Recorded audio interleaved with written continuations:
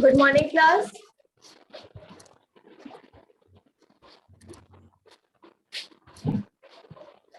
Good morning. Good morning. चलिए आज हम लोग हमारी साइंस वर्कबुक का चैप्टर 4 करेंगे। ओके, तो उसमें हम लोग का फर्स्ट है वर्कबुक का पेज नंबर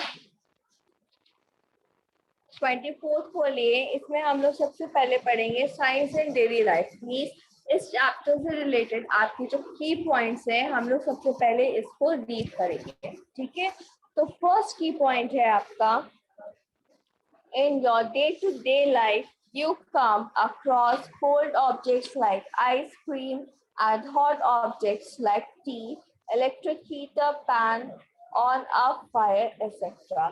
हम हमारी डे टू डे लाइफ में हम किन किन चीजों को देखते हैं? कोल्ड ऑब्जेक्ट्स को देखते हैं और हॉट ऑब्जेक्ट्स को देखते हैं। We cannot rely on our sense of touch to decide whether an object is hot or cold. और हम लोग किस पे डिपेंड नहीं कर सकते? हमारे सेंस ऑफ टच पे डिपेंड नहीं कर सकते हैं ये फाइंड करने के लिए कि हमारा जो ऑब्जेक्ट है वो हॉट है कि कोल्ड है। A reliable measure of the hotness of an object is its temperature. जो रिलायबल मेजर होता है फाइंड करने का हमारा जो ऑब्जेक्ट है, शिवम बेटा ये क्लास मैम रुक जाइए, नेम चेंज। यस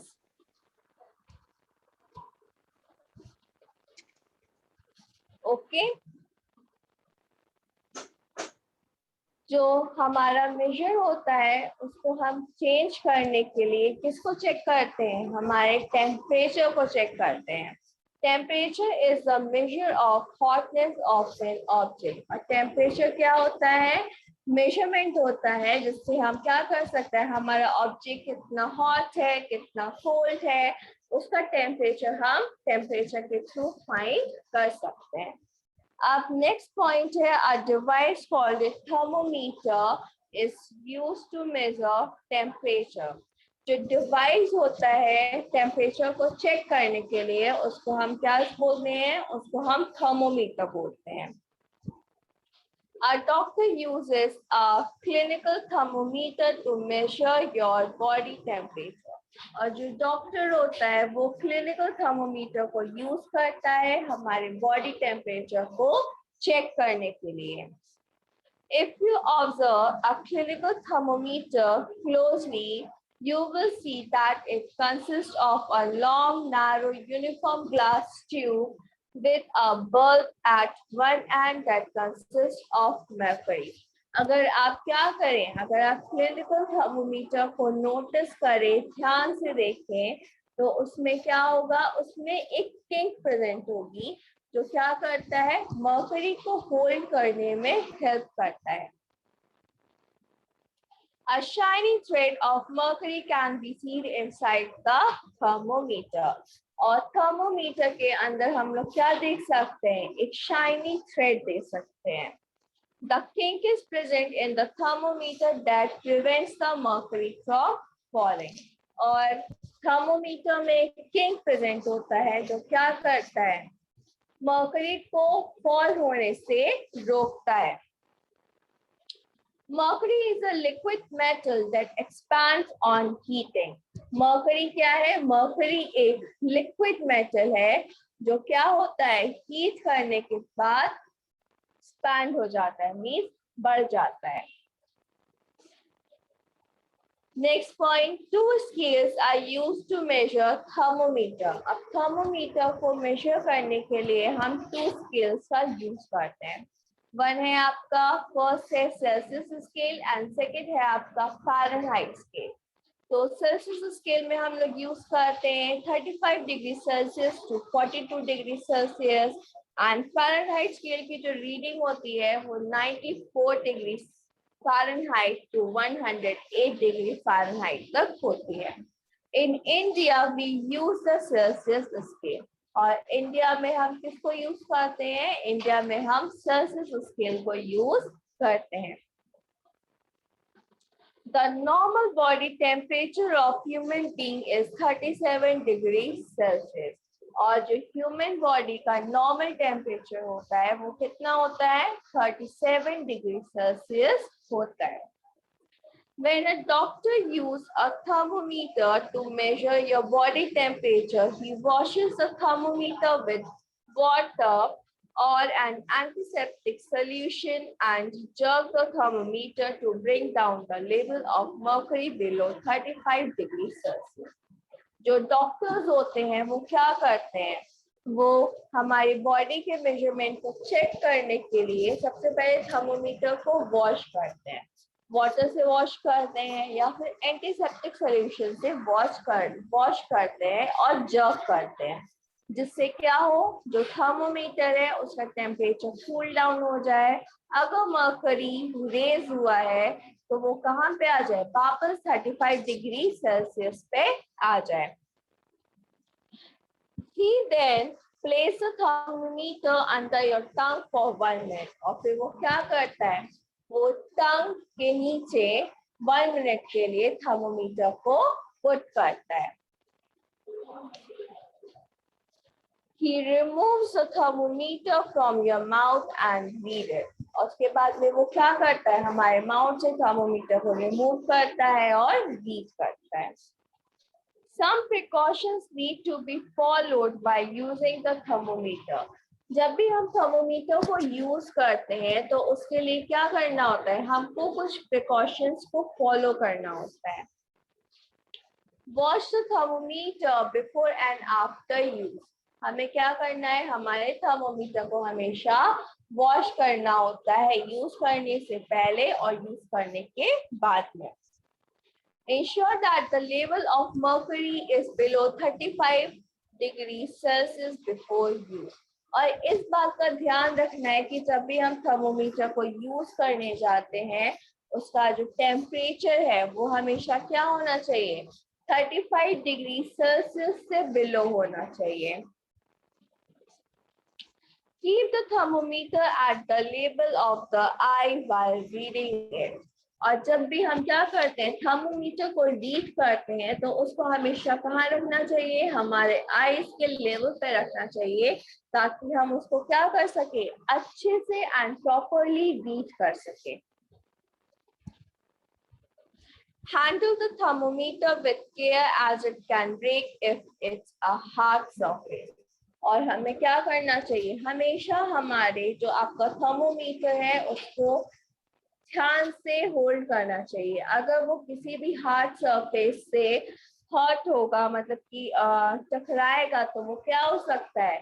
ब्रेक हो सकता है। Do not hold the thermometer by the bulb while reading it.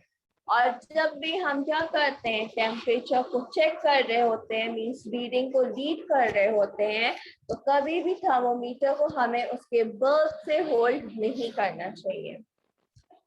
Next point है to measure the temperature of liquid like ice etc. a laboratory thermometer is used.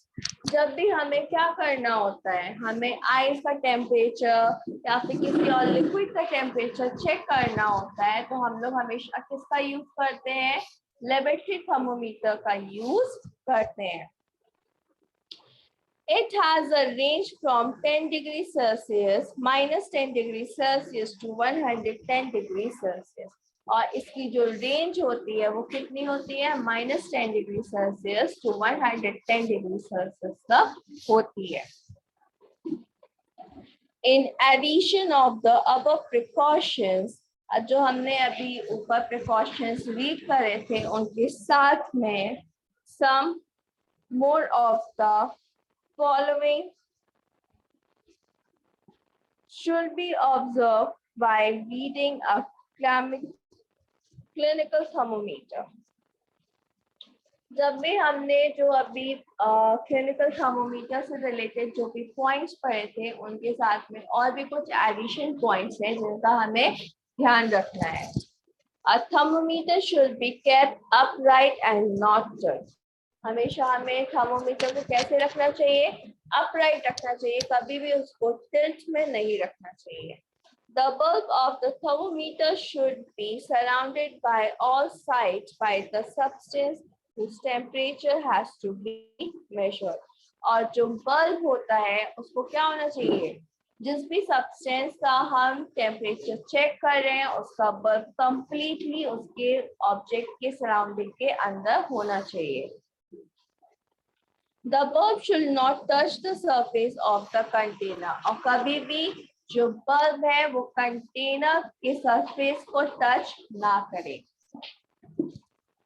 The next point है, you must have read the maximum and minimum temperature of the day in the newspaper. It is recorded with the help of maximum and minimum thermometer. तो daily newspaper में आप लोग maximum and minimum temperature को read करते हैं। ये जो maximum and minimum temperature होता है इसको मैक्सिमम थर्मोमीटर और मिनिमम थर्मोमीटर के थ्रू मेजर किया जाता है। You must have observed that your mother uses utensils made of metals to cook food on and hence heat the food kept in them. तो आप लोगों ने देखा होगा जब भी हमारी मम्मी क्या करती हैं, फूड को प्रिपेयर करती हैं, तो जिस भी बर्तन में जिस भी यूटेंसिल में फूड को प्रिपेयर करती हैं वो हमेशा क्या होते हैं, वो हमेशा हीट में होते हैं, हीट होते हैं।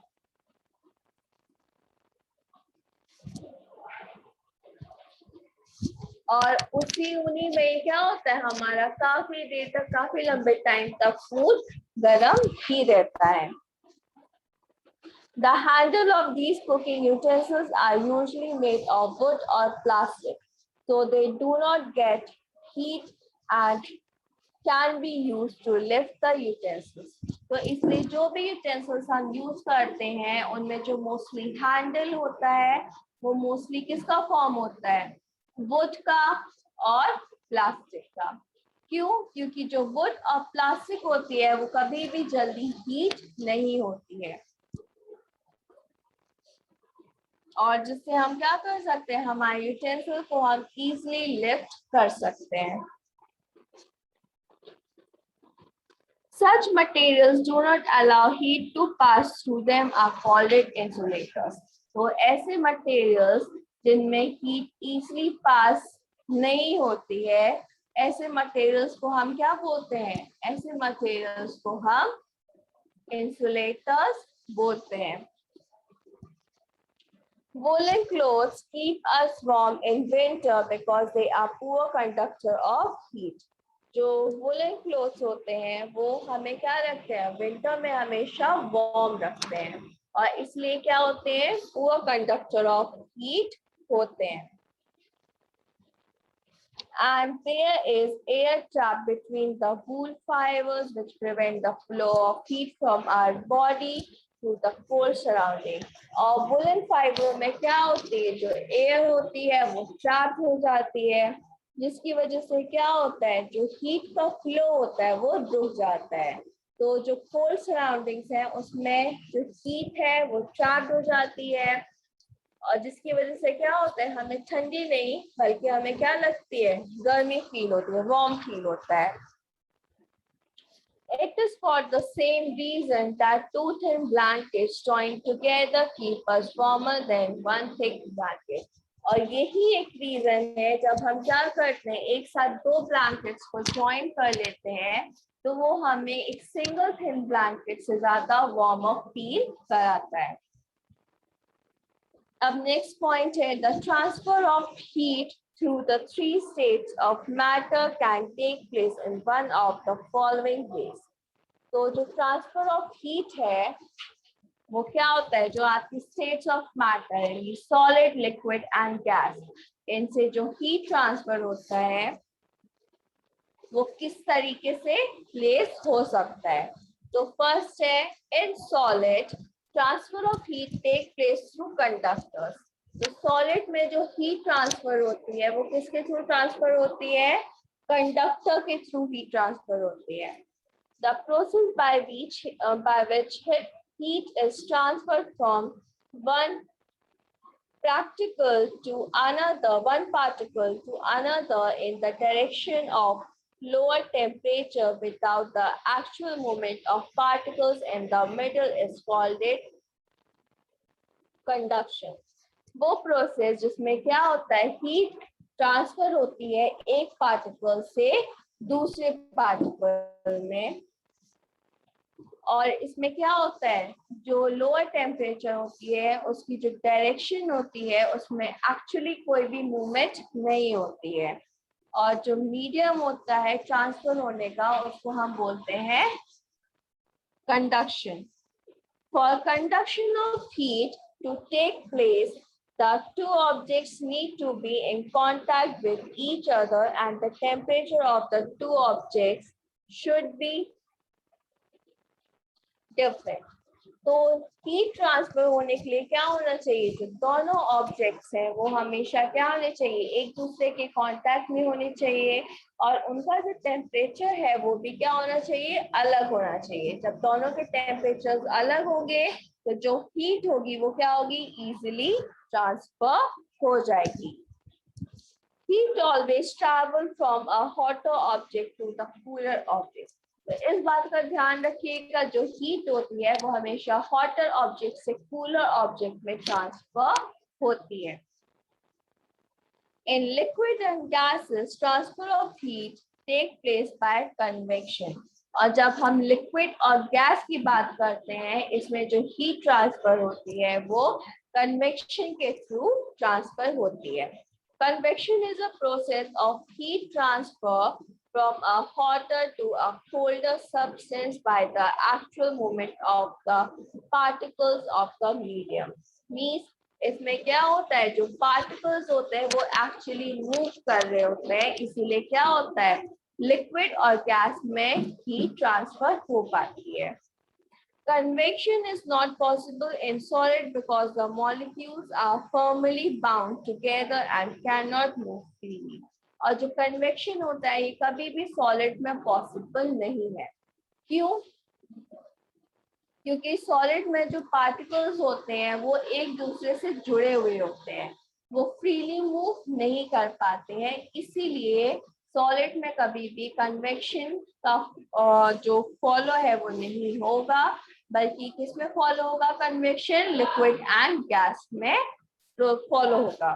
अब नेक्स्ट आता है हमारा some applications of convection in daily life are. अब ऐसे कुछ एप्लीकेशंस हैं जिसको हम कन्वेक्शन हमारे डेली लाइफ में फील कर सकते हैं. Ventilation are made near the ceiling so that warm air can rise and go out from them and fresh air enters from the door and windows. तो आपने देखा होगा कि आपके घरों में हमेशा वेंटिलेशंस बनाए जाते हैं. वेंटिलेशंस क्यों बनाए जाते हैं? वेंटिलेशंस इसलिए बनाए जाते हैं ताकि क्या हो सके, रूम में जो हॉटर एयर है वो इन वेंटिलेशन से पास आउट हो सके, और डोर और विंडोज के थ्रू क्या हो सके, जो कूल एयर है वो वापस मतलब कि रूम में आ सके.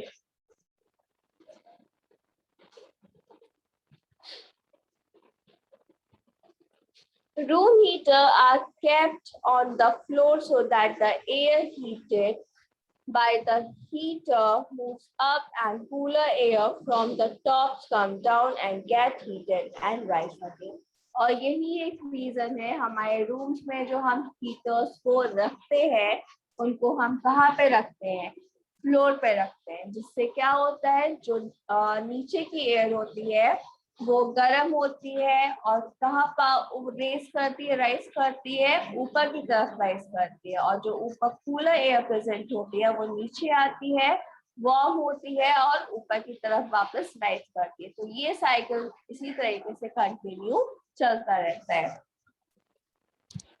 Land and sea breeze that blow in coastal areas occur due to convection. इसीलिए जो लैंड और sea breeze mostly coastal areas में चलती हैं वो इसी कन्वेक्शन के प्रोसेस के थ्रू चलती हैं.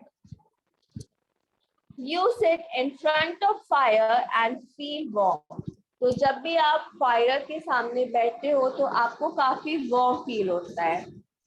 Not because the air between you and the fire get heated, बल्कि इसलिए नहीं, आपके और आप फायर के बीच में जो एयर प्रेजेंट है वो हीट हो चुकी है. But the warmth reaches up by the called radiation. पर जो वार्मथ है मीन्स फायर की जो वार्मथ है जो हम तक पहुंच रही है वो किसके थ्रू पहुंच रही है, वो रेडिएशन के थ्रू पहुंच रही है. The mode of transmission of heat that requires no medium is called it radiation. वो प्रोसेस जिसमें हीट को ट्रांसफर होने के लिए किसी भी मीडियम की जरूरत नहीं होती है उसको हम रेडिएशन बोलते हैं. The heat of the sun keeps us warmer by the process of radiation. इसीलिए सन की जो हीट आती है अर्थ पे वो किसके थ्रू आती है, वो रेडिएशन के थ्रू आती है. Cooling down of a hot utensil that is kept away from the flame is also called it radiation. जो भी utensils cool down होते हैं, ठंडे होते हैं फ्लेम से, वो भी किसके थ्रू होते हैं, रेडिएशन के थ्रू होते हैं. Then next है आपका when heat falls on an object. जब किसी भी ऑब्जेक्ट पे हीट फॉल होती है, some heat is absorbed by the body and some heat is reflected. तो क्या होता है, कुछ हीट को वो जो बॉडी होती है वो अब्सॉर्ब कर लेती है और कुछ हीट को बॉडी क्या कर देती है, रिफ्लेक्ट कर देती है.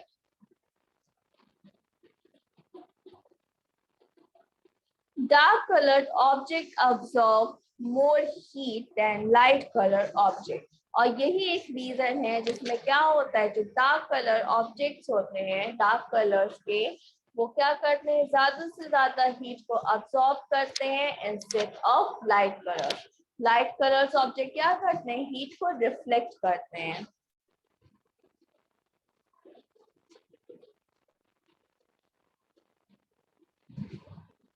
It is for this reason we prefer wear dark colored clothes in winter and light colored sports clothes in summer. और यही एक रीजन है जिसमें हम क्या करते हैं, हम विंटर्स में डार्क कलर के क्लोथ्स को वेयर करना प्रेफर करते हैं और समर में लाइट कलर के क्लोथ्स को वेयर करना प्रेफर करते हैं. The bottom of some cooking utensils is painted black so that they absorb more heat. कुछ यूटेंसिल्स होते हैं उनके जो बॉटम्स होते हैं उनको क्या किया जाता है, ब्लैक कलर से पेंट कर दिया जाता है, जिससे क्या होते हैं, वो जो यूटेंसिल्स होते हैं वो और भी ज्यादा हीट को अब्सॉर्ब कर पाते हैं. An electric room heater has a polished metal reflector. और इसीलिए जो इलेक्ट्रिक रूम हीटर्स होते हैं उनमें क्या होता है, एक पॉलिश मेटल रिफ्लेक्टर प्रेजेंट होता है. The heating element so that the polished surface reflects back all the heat radiation falling on it. और वो क्या करता है, वो रिफ्लेक्टर उसमें जितनी भी रेडिएशन के थ्रू हीट फॉल हो रही होती है उसको वो क्या कर देता है, रिफ्लेक्ट कर देता है. And towards a person sitting in front of the heater. और किस पर्सन के थ्रू, उस पर्सन पे रिफ्लेक्ट कर देता है जो पर्सन क्या होता है, हीटर के सामने बैठा होता है. ठीक है, तो ये था आपका चैप्टर 4 के की पॉइंट्स. तो बताइए सबको समझ में आया? Yes, ma'am.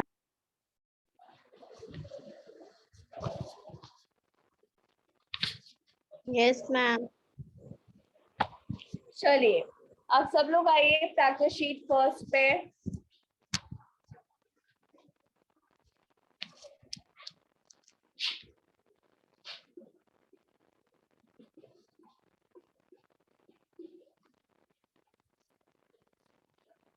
तो प्रैक्टिस शीट फर्स्ट में हम लोग का फर्स्ट है right one word of the following. आपको क्या करना है, यहाँ पे जो क्वेश्चंस दिए गए हैं उनके वन वर्ड्स में आंसर देने हैं.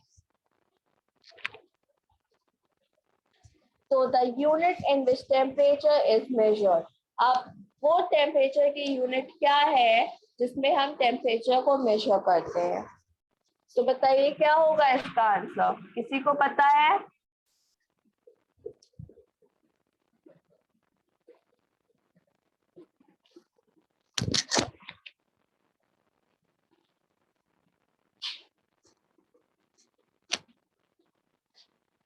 Degree Celsius.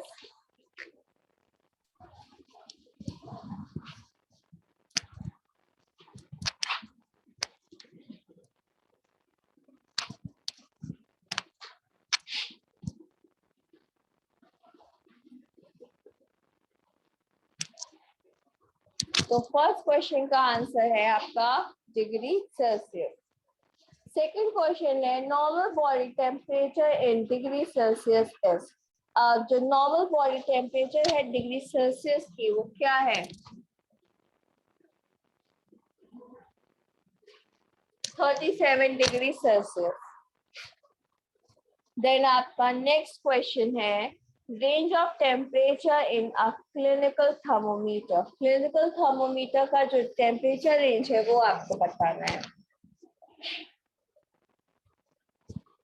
तो ये है आपका 35 degree Celsius to 42 degree Celsius. Then next question है range of temperature in a laboratory thermometer. Laboratory thermometer की क्या रेंज है?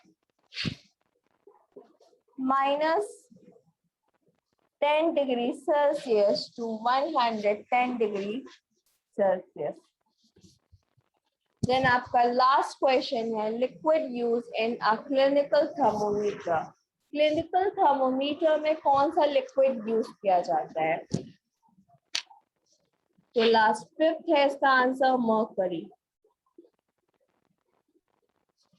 हम मर्करी को यूज करते हैं क्लिनिकल थर्मोमीटर में।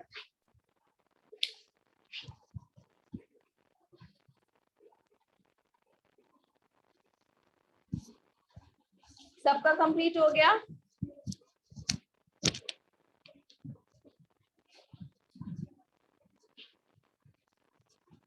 Yes, ma'am. ओके। अब इसके बाद में जो fill in the blanks है, रीराइट द स्टेटमेंट्स हैं और स्टडी द पिक्चर है, इसके आपको क्वेश्चंस के आंसर देने हैं। इसको हम लोग नेक्स्ट क्लास में डिस्कस करेंगे। तो सब लोग क्या करिएगा, अच्छे से रेडी होके आइएगा, मतलब कि प्रैक्टिस करके आइएगा और पूरी इसको फिल करिएगा, ठीक है?